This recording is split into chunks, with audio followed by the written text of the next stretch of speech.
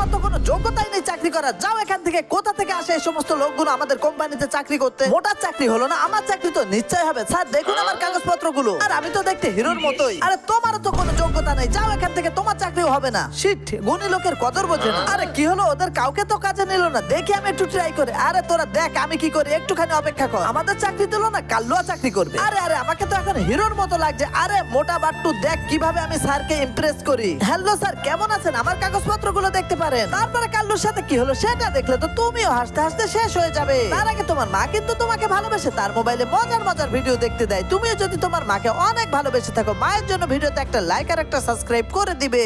ওই দেখি তোমার কাগজপত্র।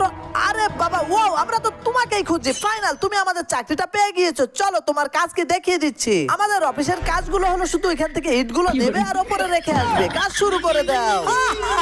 এটা চাকরি হলো, চল চল।